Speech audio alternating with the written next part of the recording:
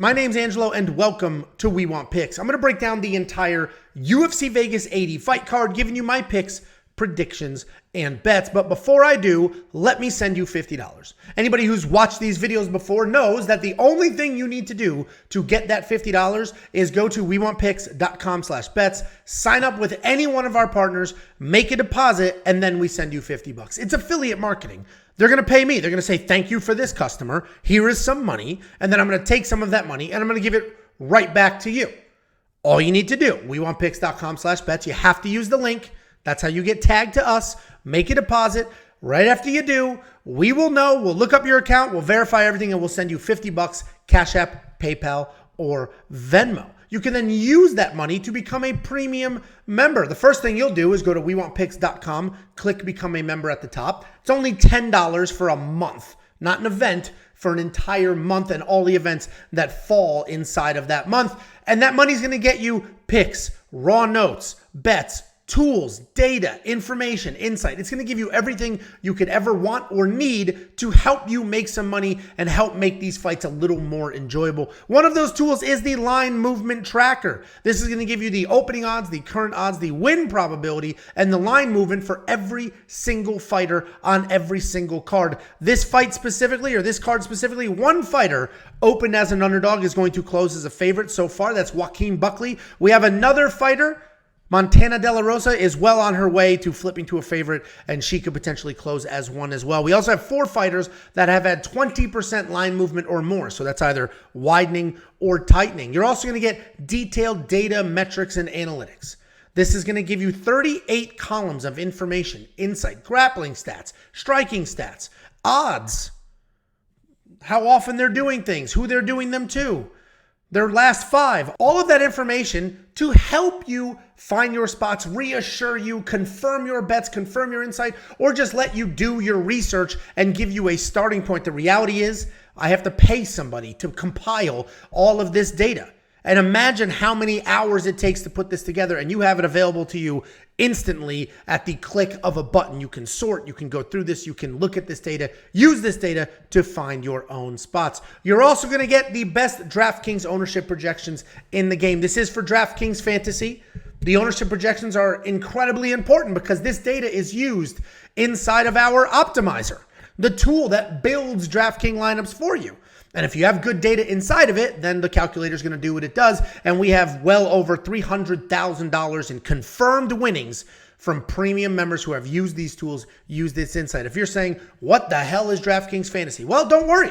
If you're a premium member, you have access to courses. One of the courses is a beginner's guide to DraftKings Fantasy. I will tell you right now, in all likelihood, it is perfectly legal in your state. It's daily fantasy. And I will tell you right now, it is one of the most fun things you can do while watching fights. You set a lineup, you have a budget, you build your fighters, and then that lineup competes against other people. And I'm telling you right now, there is nothing more enjoyable than watching these fights. You have some deep undercard fight with somebody you have never heard of in your entire life, but they're in your DraftKings lineup, and now you're rooting for takedowns and knockdowns and control time.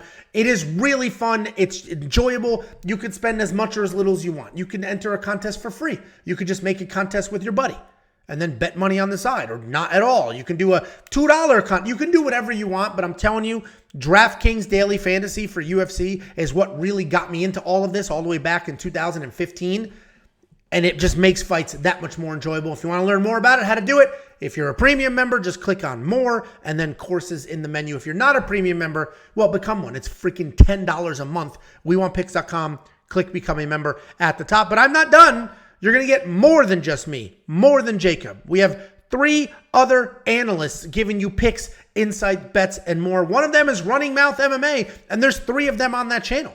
So there's 3 people's worth of picks, bets, and information from them. You're also going to get Artem. Artem is breaking down far more than just UFC. You're going to get PFL, Bellator, LFA, all the regional shows as well. You're going to get his insight, his picks, his bets, and the Pick Doctor. The Pick Doctor has developed an AI.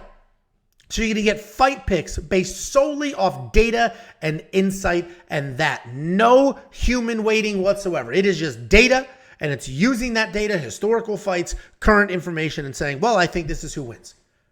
All of that is available. WeWantPicks.com. click become a member at the top. It is only $10, and I'm telling you right now, it is the greatest value in this space, and that's why we are closing in on 3,000 premium members, because it is impossible to look at what we give you, what we offer, the quality of it, the experience of it all, and then say this isn't worth $10. It's worth hundreds of dollars, and you're getting it for 10 because we are in the volume game.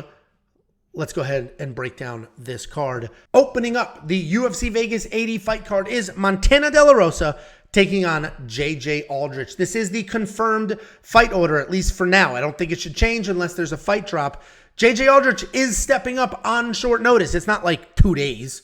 It's a couple of weeks, but still, she was not in a 6-week training camp. She did not have an opponent. She didn't have anything scheduled, and she's coming in here to take on Montana De La Rosa. Montana, style-wise, she's a tough wrestler, pretty straightforward game plan. She's going to wrestle. She's going to come in. She's going to try to get you to the ground, and her striking is slowly improving. It's not the greatest striking in the world, but it's not horrendous.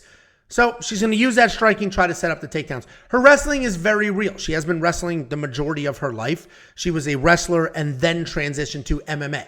She's not an MMA fighter who just started to learn how to wrestle. She's taken on JJ Aldrich. JJ Aldrich, good at everything, great at nothing. Or decent at everything, great at nothing, right? Decent striker. Decent takedowns. Decent top pressure if she gets it to the ground. And she fights within those skill sets. Outside of her last fight, she's not really finishing people. She's just sort of staying busy, sticking around, and just sort of grinding out weird decisions. And she is coming off that stoppage win over Na Liang. She was taken down early, but she managed to keep it together, work her way up, and then get a finish in that fight. And the line movement on this fight has been interesting, right? Because JJ did win her last fight by finish, but she finished a woman who is always getting finished. Na Liang is finished with a sneeze. JJ was taken down in that fight. I think she'll be taken down in this fight. JJ was a good-sized favorite. Montana, in the original matchup, decent line. Then we have JJ Aldrich. JJ Aldrich comes in. Now JJ's the big favorite. And now that line is slowly collapsing. If you watched my previous quick picks video or my previous breakdown of this last week, you'll know that I put a half a unit on Montana De La Rosa at plus 135. She is now plus 109 and may flip to a favorite. And I think it's because most people see what I saw. Well, JJ gets taken down. Montana is a very good wrestler that will take you down. Yeah, Montana's record in her last 5 is not great. 1-3-1. But who'd she lose to? Tatiana Suarez? Like, her losses are quality losses. They're not nobody, nothing losses. She hasn't had a performance where you saw her and you're like, she kind of sucks, right? She has performances against just better fighters, and that's going to happen. Unless you're the best on the planet, there's somebody better than you. JJ Aldrich has had performances where we're like, what the hell is going on? So I trust Montana. I threw a half a unit on her. A unit for me is $100. I threw $50 on her at plus 135. That value is sort of gone. It may rebound. I assume she's actually going to flip to a favorite or get very close to it. That's why it is important to, when you're a premium member, turn on the alerts. Link your Discord and turn on the alerts. All you have to do is go to the account page, click link Discord. If you're not a premium member, become one. It's insane. I did the whole sales pitch earlier. The value you get is absolutely insane, but the important part of the alerts is that early line value. Plus 135. The difference between plus 135 and plus 109 could literally be the difference between making a couple bucks or losing a couple bucks on these fights. So what I say to that is thumbs up. Did it do it? There it is. My Mac updated to the new Mac OS, and they have all these stupid gestures. Yeah. To the gestures. Oh, balloons. Just playing with that. Sorry. Then we have Nate Maness taking on Mateus Mendonca. Nate Maness, pretty well-rounded guy. He's got some solid submissions, solid power, good kickboxing. He's very tough. He is willing to slug it out. He's got solid wrestling with takedowns in every one of his UFC wins. Not his losses, but his wins. And he has an impressive 75% takedown defense. He is coming off that early submission loss to Tagir Ulanbekov where there was a scramble and he basically just had his neck snatched up. He's taking on Mateus Mendonca. This guy's a shoot-a-box fighter. He's not blonde. He's blue. But he is a shoot-a-box fighter. So you know he's going to have solid striking, solid BJJ, but you also know he's going to be very dangerous and very hittable. He is primarily a grappler. He wants to work to the cage, get some takedowns. He can strike as well, though. He's going to mix in some elbows, some spinning attacks, and he's always going to be coming forward. He is coming off that decision loss to Javid Bajrat in his UFC debut where He was basically beat bell to bell. He was outstruck and outgrappled. This is a really tricky fight to break down because on one hand, Mendonca is dangerous. He's a guy who could knock out or submit Maness. On the other hand, he is very hittable and he can be held down. If Nate comes in with a safe, wrestle-heavy game plan, he can get Mendonca to the ground and just sort of keep his own neck and elbow safe and ride out a decision. I don't see Mendonca getting the takedowns. So then this is going to end up being a striking match.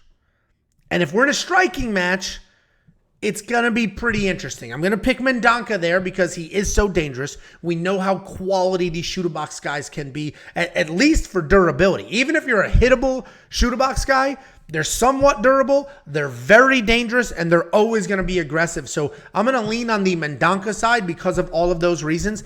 He's a big favorite. I'm not spending the big favorite money. I'm waiting for the props to drop. If we get a plus 3.5 bet on Nate Maness at plus money or even money, I'm probably going to do that. If you don't know what a plus 3.5 is, you're basically betting the spread. You're buying 3.5 points on the judge's scorecard. So the way all that math works out is if Nate Maness outright wins the fight, it would cash.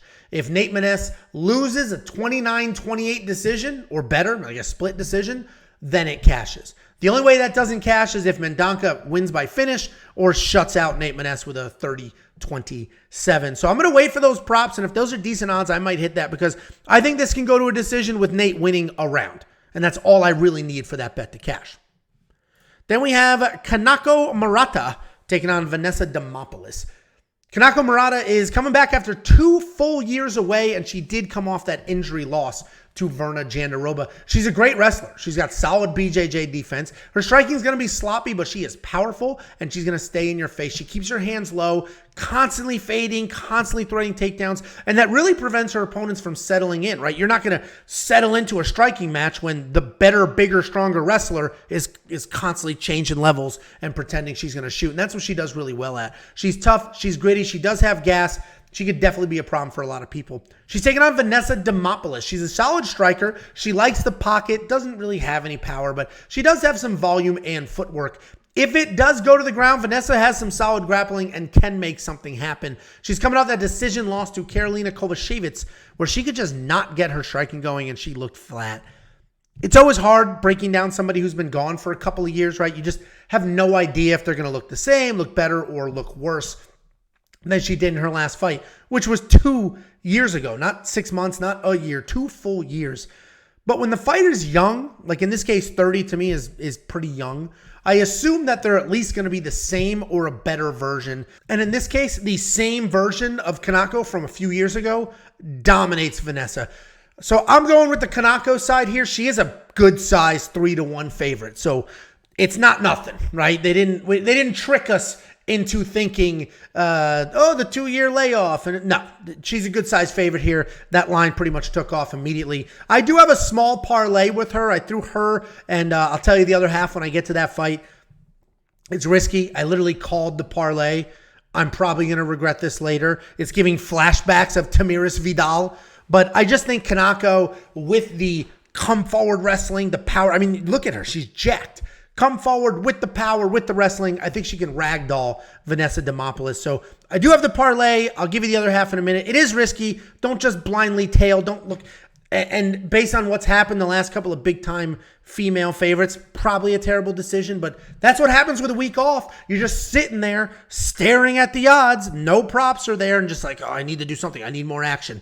So I slapped together that parlay. It is labeled very clearly, I will regret this later. So don't blindly tail it and then send me a nasty message when Kanako looks like a 5-1 fighter who has been gone for 2 years. Although I do think it is going to hit. Then we have Johnny Munoz Jr., everybody's favorite little jiu-jitsu nerd, taking on Aoriqileng. Johnny Munoz Jr. is a BJJ black belt. He's got decent striking. He does have takedowns. I call him a jiu-jitsu nerd. There may be an occasional butt scoot, but he does have takedowns. He will shoot. He will try to make stuff happen. He also throws bombs. Everything he throws at 100% effort. And like most grapplers, though, the striking's not great. It's really just there. heavy to set up the takedowns, to set up the grappling. He does use kicks well to manage range, and he keeps his opponents at distance. His BJJ is slick, both on top and off his back. Despite being as dangerous as he is on the ground, though, he can be submission or bust. If he's not going to catch you, if he can't really, get your neck or make something happen, he can be ridden out. He can be sort of beat up and, not have much outside of the initial danger of the grappling exchanges. He is coming off that loss to Daniel Santos where, as I mentioned, Johnny was dangerous early and then just a pathetic guard-pulling squirt. And I'm going to call him a squirt. To me, squirt, I call Jacob squirt sometimes. Squirt is like very demoralizing, right? You meet a little kid, what's up, squirt? That's Johnny Munoz. If you're going to pull guard, you're a squirt. What's up, squirt? Little noogie, cool guard pull. Anyway, weird rant. Taking on Aoriqileng. This guy's a well-rounded guy. He has incredible pressure and pace. He can fight a technical fight or get sucked into a brawl. He uses his striking to set up takedowns, but he is mostly a striker. There'll be some takedowns in there. You'll watch the tape. He'll get people to the ground. He's averaging more than 1.5 per fight, but he is mostly a striker. He's coming off that knockout loss to Amin Zahabi. I saw the matchup. I instantly was like, oh, Squirt's going to get it. That's it. Squirt is going to get it. And my notes on him in his last fight were literally pathetic guard puller. But then, you got to watch all the tape. That wasn't detailed enough for me to take some shortcuts. So I had to go back. I had to watch all the tape. And man, I'm very disappointed in myself because I think Squirt could actually pull this off. Aoriqileng is very tough, but he does get out-grappled. And even though Johnny Munoz had that pathetic guard-pulling display in his last fight, he does have some power in his hands. He does have some decent takedowns. He does have some very good BJJ. So I'm gonna pick Johnny Munoz. He is the underdog. I'm gonna pick Johnny Munoz here in like the 49-51 level confidence. But with that being said, I am gonna wait for the props. This could be another solid plus 3.5. Aoriqileng could definitely win around. Johnny Munoz could be super dangerous early. Aoriqileng could avoid the chaos and then win a round, if not win 2 rounds and win this whole fight. So, the pick, because I have to make a pick, very low confidence Johnny Munoz Jr., but this could be a really good prop spot because if Squirt runs out of gas early, then noogies to you, you guard-pulling turd. Aoriqileng could absolutely get this done. Then we have Chris Gutierrez taking on Montel Jackson. Chris Gutierrez is a very good kickboxer, right? He's got great low kicks, good cage control. He's got great volume, solid cardio, and he keeps a really nice pace. There's no secrets as to what his game plan is. He wants to plot forward, light up your legs to slow you down, and then he's going to throw straight punches right at your head to try to put you out. He's got good takedown defense at 74%, and that allows him to be loose on his feet. He is coming off that disappointing loss to Pedro Munoz where he was dropped, never found his rhythm, and a lot of people were very surprised by that because we all know how good Pedro is, but we, the collective Chris Gutierrez betting crew in that fight, we felt that Chris Gutierrez was sort of this next, 32 years old, only a couple of losses, just beat a couple of very good guys, and then he went in there just completely flat. Taking on Montel Jackson. This guy's a very good wrestler. People want to talk about the power in his hands, but he's a very good wrestler. At one point in time was talking about Olympic aspirations. He's got solid striking. He's got legit power. He's good everywhere, and he has a resume full of knockouts, decisions, and even some submissions. His takedown accuracy is impressive at 71%. Typically, takedown accuracy, even for a good wrestler, is at like 50-something. 71% takedown accuracy is great. He's averaging more than 3 per fight, and he is coming off that knockout over Rani Yahya, where he defended the takedown and just reminded everybody that he has big, big power in his hands. Montel Jackson, no surprise here, a good-sized favorite, right? 2-1 favorite. It does feel like there's some recency bias there, though, because Chris looked like trash against Pedro. He just looked terrible. He was just flat, couldn't get himself going. But in fairness, Pedro's a very good fighter who has been competing against the best on the planet for a very long time. Montel blasted Rani Yahya, put him out, but Ronnie's almost 40, not really a good striker. Montel absolutely looked good in that fight. Chris absolutely looked like trash in that fight. And I think that's why we have such a gap in the line here, because Chris is actually a pretty good underdog in this spot, and I would pick him here. If I didn't see him get dropped by Pedro Munoz, I would pick Chris. Chris would be the pick. but he got dropped by Pedro. And if that same shot connects, but it was Montel Jackson throwing it, it's a big-time issue. I think Montel has the wrestling if he wants to wrestle. We know he has the power if they strike. And obviously, Chris Gutierrez has some very real power, too, and it's not like Montel Jackson's undefeated. But at the same time, I think Montel has more tools to win. I think he has more power, and I think the wrestling could be the difference here. So Montel Jackson's going to be the pick. I haven't parlayed him in anything yet, but I may. I may throw him in a parlay because the odds are not great, but I do think Montel Jackson can win this fight. And maybe we get lucky with some some takedown lines. On Fridays, BetOnline drops two different types of takedown lines. One, they set a line. They'll say Montel Jackson 1.5, and you can bet the over or the under. Or they'll just say who's going to get more takedowns in this fight. That one is going to be juiced. But we may get like a 1.5 takedown line for Montel. Or they may mess it up and go the other way and say 4. And then we can say less. So we'll see when that drops. If you're a premium member, make sure you have linked your Discord and you've turned on alerts, because when we hit that, you'll get an alert to your phone instantly. And if you like it, you can hop on. If you don't, you put your phone down. Who cares? But those props, when they drop, those lines move very, very quickly. And Jacob always does a lot of that. He's always attacking the takedown lines, the striking lines, the who wins the first round lines, all of those Friday props. So if you're not a premium member, come on. It's only $10 a month. If you are, link your Discord. And if you don't want to do any of those things, join the Discord. That's 100% free. The Discord is free for everybody. And to that, I say, peace. The balloons. What else is there? There's thumbs up. Balloon. Okay. I don't know what else there is. I'm going to have to look it up. Then we have Karolina Kowalkiewicz taking on Diana Belbita. Karolina Kowalkiewicz, she has been around forever. The newer people remember the losing streak. The newer people see that she's on a little bit of a winning streak. But people that have been watching fights for 15, 20 years know that Karolina has been around for a very, very long time. She's a good striker. She is in the middle of this career resurgence. She's a very good kickboxer. She's got solid technique. She does have some power for the division. She's averaging more than 5 significant strikes per minute and has maintained a solid 76% takedown defense.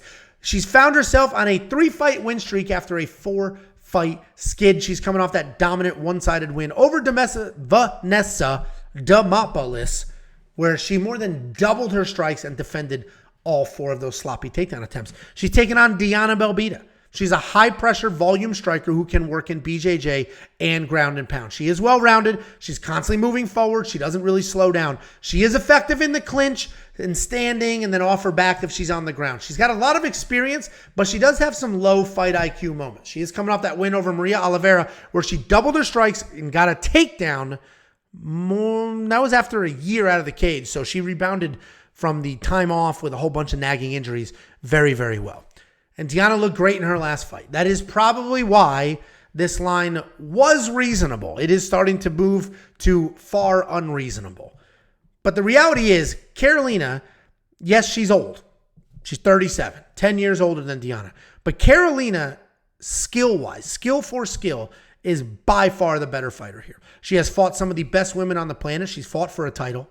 She's got great kickboxing, high fight IQ, great composure. Moving to American Top Team and training there has seemed to completely change her game. That 3-fight win streak, all of that is from that move. The reality is Karolina Kowalkiewicz is a very, very good fighter. Because of that, I had one unit on her at -164. It is now -180. I do think you lost the line. I don't think it's reasonable anymore because Diana is young, is fast, decent striker. She does have a lot of finishes. That's bullshit, though. Those are trash finishes. She's not going to finish Karolina Kowalkiewicz. If she wins, it's because she's younger and faster and just does a great job picking Karolina apart. But I do think Karolina wins. That is why I had a full unit on her. And as expected, that line moved, so I got some decent value there. If you were a premium member, so did you. If you're not a premium member, well, become one. It's freaking $10, okay? Become a premium member. Come on.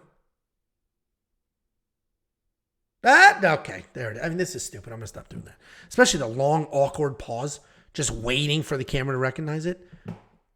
Oh, well, next up at UFC Vegas 80, we have Alexander Hernandez taking on Bill Algeo. This is a really good fight because Bill Algeo is a fast-paced striker. He does have that karate-style stance, the low hands, and because of that, he has some solid defense. He moves pretty well. Surprisingly high output at almost 6 significant strikes per minute. He does like a dirty stand-up war if he can keep it there. He has some okay takedowns, but a low 42% takedown accuracy and only a 55% takedown defense. He does have a BJJ black belt. He does have great cardio. He does set a nice pace, and he is super durable. He's coming off that submission win over downtown TJ Brown where he dropped him and landed more strikes. Complete domination there by Billy. He's taking on Alexander Hernandez. This guy's always tough to break down because he is very good, very well-rounded, but inconsistent. He looks like he can be a champion one day, and the next fight he goes out there complete dud. He has beaten some really good people like Beneil Dariush and Francisco Trinaldo, who's just, Francisco Trinaldo's not the best in the world, but he is old, he is tough, he's gritty, and he's strong. But then he's got some random losses to some mid-level guys. Alex is a solid wrestler, a great athlete. He's got power, he's got speed, but he does struggle to mix in the wrestling sometimes. He doesn't wrestle as often as he should, and his takedown accuracy is only 32%. He is coming off that decision win over Jim Miller, but let's not forget, Jim Miller is 40 years old, or 39 3/4 or some nonsense. But Jim Miller's not young, and Alexander Hernandez was able to outwork him. Alex looks the part. He's got all the tools. He can be great, but he never seems to put them together for the big fights. I feel like this is a big fight. Bill Algeo, a win over Bill Algeo is a very solid win. I trust Algeo here. He's reliable. He's full of cardio. He can outwork his way to a win. Bill Algeo is going to be the pick. But again, Alexander Hernandez has all the tools, all the physical abilities, all of the techniques to win this fight, to potentially fight for a belt. The problem is he just never really puts them all together at once on the same day. So for now, Bill Algeo is going to be the pick. Then we have Philipe Lins taking on Jan Cutelaba. Philipe Lins, former heavyweight. He's worked his way down to light heavyweight. He brought that power with him. He is a BJJ black belt, but he does prefer to hang out inside the pocket and trade or just walk you down with those heavy hands. He's coming out of the decision win over Maxim Grishin, where he looked to have his power, and he was swinging heavy, but he went all in on the wrestling, and the wrestling looked like shit. The wrestling did not look good in that fight. The takedown attempts were low IQ, not very good. He's taking on Jan Cutelaba. This guy is a grappler. He happens to have very good power in his hands as well, and he is happy to fight in a phone booth despite having a questionable chin. He's a feast or famine guy, so he's going to chase a stoppage. He'll potentially get stopped while doing it. He is good on the ground. He racks up tons of takedowns, but he can be a bit sloppy with them. They're not like beautiful up the front double, shooting blast doubles. He's going to look for body locks and just muscle you to the ground. Cutelaba does get finished in his losses, but that's traditionally to very good strikers or very good BJJ guys, right? Traditionally to people who are great at one thing or another. He is coming off that upset win over Tanner Boser, where all he needed was one takedown in 2 minutes. Jan Cutelaba, this guy's impossible to be confident in, right? Because he gets finished a lot. But he also is insanely dangerous. His UFC record is only 6-8-1, but those 8 losses are surprisingly to very quality opponents. Philipe Lins would most likely be, and no offense, the worst fighter that Jan Cutelaba has lost to, at least in the UFC. Philipe is a durable guy. He's got powerful leg kicks, decent chin. He's listed at having a 100% takedown defense, but it's pretty hollow because he hasn't fought anybody with as good of takedowns as Cutelaba. I'm going to roll the dice here. I'm going to shoot my shot. I'm going to go with Cutelaba here. He may be on his own little career resurgence here. If he comes forward, gets an early takedown, or comes forward, starts blasting away, then he can get Lins down. I mean, Lins has that very low fight IQ. It's crazy, but not spending my money, way too risky, and the obvious, if I remove the analysis and take all that bullshit out of this, and I just look at, let's say I'm not a big fight fan, I don't know much, and I'm looking at this and I just say, wow, okay, so the big guy was a heavyweight, has good power, and he's fighting this little guy who gets knocked out all the time. I'm going to go with the big guy. That would actually probably should be the way we go. Frankly, Philipe wins, former heavyweight, hits hard, brought the power with him. Jan Cutelaba gets knocked out constantly.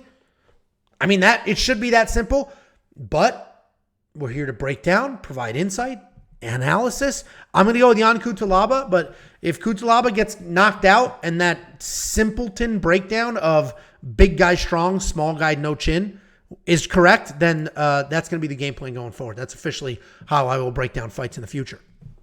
Then we got everybody's favorite chin, Drew Dober, taking on Aoriqileng. Drew Dober, massive favorite right now. Biggest favorite on the card, FYI. Drew Dober is a fun fight guy. Fun guy to watch. He's going to take a shot, give a shot. Take a shot, give a shot. At one point in time, had the best chin in MMA. We'd see him get dropped, but he just popped right back up. Like when Terrence McKinney dropped him, popped up. No big deal. Put Terrence McKinney away. But we finally officially have seen that chin gone. Matt Frevola blasted it. Put this dude out. I picked Frevola. Jacob picked Frevola as his lock of the week. And it was a great win for us. But I don't know if Drew Dober's chin is gone forever or it was just gone in that fight because Matt Frevola hits so hard. But Drew Dober is a very technically sound kickboxer. He has all the technique. He can be clean. He can be crisp. But he just has so much fun and immediately gets caught up into a firefight. But he has power in his hands. He has a willingness to exchange. Medium level takedown defense. Takedown accuracy is absolute atrocious garbage. But Drew Dober's very fun to watch. Very dangerous guy. He's taking on Aoriqileng. This guy's a volume striker. He is going to stand tall. He is going to march forward. He's going to try to avoid the pocket. He does actually have some power. He can be a threat early in any fight, but if you stay in his face and you make it dirty, he can have some issues. He only has 4 takedowns in his UFC career. They all came from one single fight 6 years ago. So I don't think wrestling is going to be much of a threat here. He's coming off that knockout loss to Christos Gallegos. Listen, this is Drew Dober all day. Should be at least. Theoretically, his chin is rock solid. He's going to definitely be the more technically sound striker. Definitely going to have more power in his hands. Ricky struggles when you bring a brawl to him, and that's exactly what Drew is going to do. The only thing that makes me a little nervous is Drew Dober was knocked out very badly in his last fight. I don't know if that's the beginning of the end or an anomaly. I don't know if Drew Dober's chin is ever going to recover or that's it, because we have seen in the past other fighters have good chins. I mean, look at Dominic Reyes. He actually had a very good chin. Took some big shots from a lot of people along the way. And then all of a sudden was knocked out, was it 4 in a row, 5 in a row, knocked out cold early? That might be a Drew Dober situation. Hopefully it's not. Hopefully it's not, because if Drew Dober's chin is gone, then there goes his career, because he takes one to give one. But I'm still squarely in the Drew Dober camp here. Obviously, some concerns about where the chin is or is not, but we will find out on Saturday night. I do have him parlayed. He is the other half of that parlay with Murata.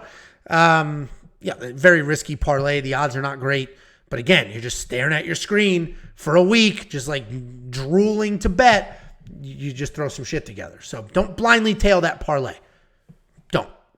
Then we have a very good fight. Featured fight of the evening. This is a very good fight. This has some divisional implications. The always reliable Alex Morono, the very exciting Joaquin Buckley.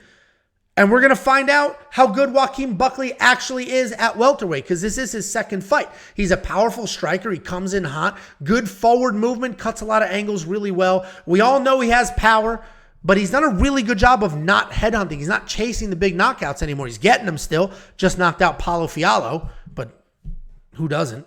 Or Andre Fiallo. Who doesn't, frankly? But for the fact that that was his welterweight debut, he had all his cardio, all his speed, all his power, was patient. Joaquin Buckley can be a very, very exciting guy in this division. But to get through Alex Morono is not going to be the easiest thing to do. Alex Morono is a very well-rounded guy. Nice, clean striking. Incredibly underappreciated grappling. He's a very high-level black belt that doesn't get enough recognition. Doesn't use his wrestling often, but he does a nice job working in takedowns when he needs to sort of hang tough if he gets into some trouble. He's coming off that come-from-behind submission win over Tim Means, and we just saw how dangerous Tim Means can be. Alex Morono, I mentioned, very underrated. For a while there, he was just sort of a talented kid that didn't put it all together. But over the last few years, he really has put it together. And I want to pick him here because I know how good he is, but I don't think I can trust him to wrestle. And I think he has to wrestle. I think we would all agree that Joaquin Buckley is going to be the much better striker here. He's going to have more power. He's going to be faster. The way he's cutting angles, he's going to have better technique as well. So then we have Alex Morono in a firefight with a more dangerous guy, a bigger guy. So now we need Alex Morono to wrestle. Well, his takedown accuracy is only 20%. So I don't know if I can trust him to do that. For those reasons, Joaquin Buckley is going to be the pick. He's the more dangerous striker, decent takedown defense. He has fought very good wrestlers before and did totally fine. So Joaquin Buckley is the pick, but Alex Morono is very, very good. I'm probably going to avoid this fight betting-wise. Then we have a very solid co-main event. We have Joe Pyfer taking on Abdul Razak Al Hassan. Joe Pyfer, iron fists. He's an incredibly powerful striker. He has put together 4 wins in a row after a really bad Contender Series injury. That's that loss you're going to see on his UFC record. He hits like an absolute truck. He likes to pressure forward and break people. You don't see much of it, but he does have some nice clean takedowns and some solid BJJ as well. He's coming off that early knockout win over Gerald Mearshart. He's taking on Abdul Razak Al Hassan. This guy is also a very powerful striker. He does tend to headhunt, though, and look for those knockouts. He's a high-level judo guy. The fact is, all of his social media handles are Judo Razak. He's a very high-level judo guy. That's what started his career in the martial arts. Then starts fighting, discovered power in his hands, and sort of abandoned his judo. And that's what's tricky here, because he's an incredibly talented guy that doesn't use all of his tools. He is coming off that knockout win over Claudio Ribeiro, where he was losing the early exchanges, but then he actually started to wrestle. He reset and came out in that second round and got it done. Abdul is going to be very dangerous in this fight, as he is in most of his fights. And, not even just live for a knockout. If he wanted to, and if he used his judo, he could dominate this fight with grappling alone. But we never see him use the judo.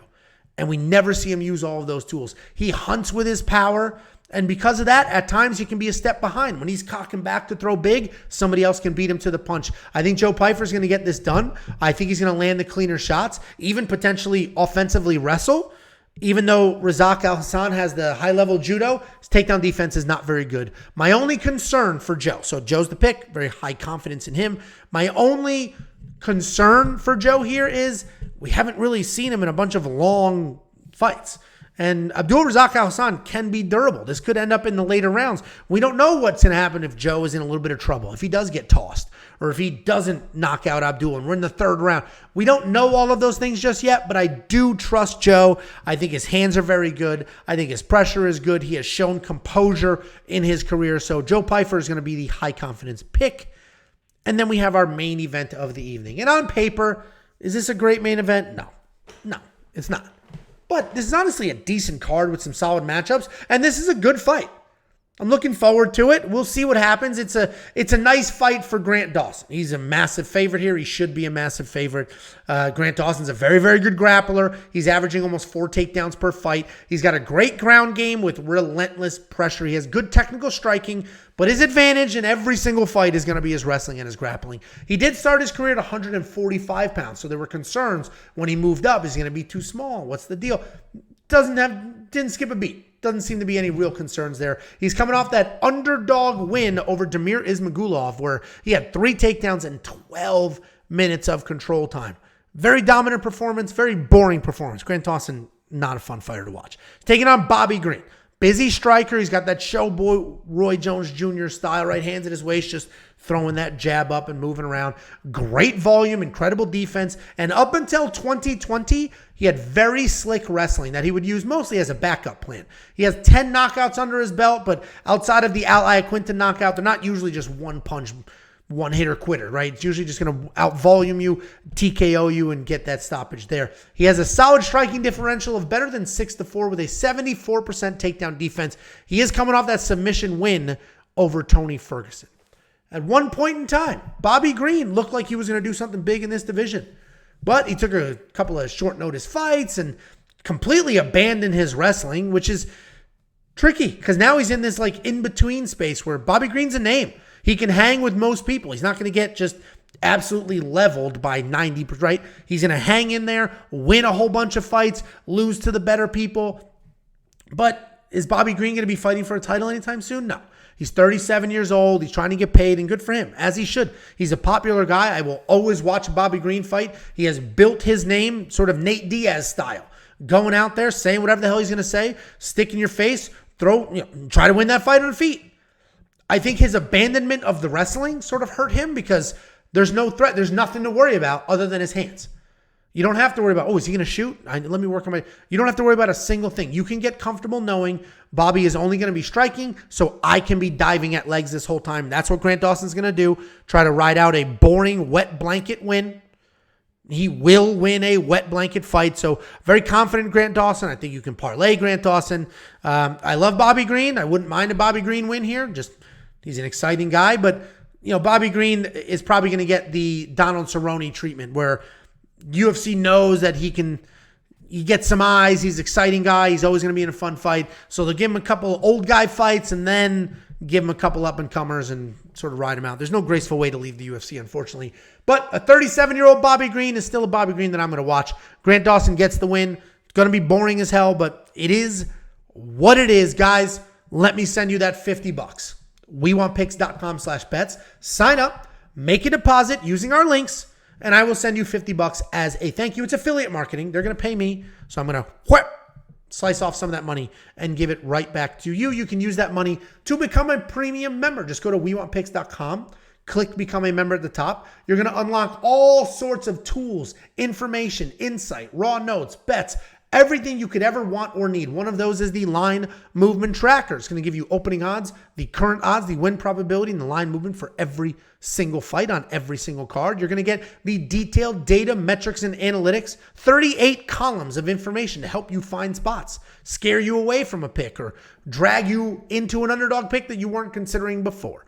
You're also going to get courses. A lot of people, hey, what the hell is DraftKings Fantasy? Well, click on more and then courses in the menu, and we will walk you through a 5-chapter course with video and text, a quiz at the end, all this stuff. It's going to walk you through exactly what DraftKings Fantasy is, how to play it, how to have fun, how much money you should use, all of that stuff. You're also going to get more than just handsome me. Handsome. There it is.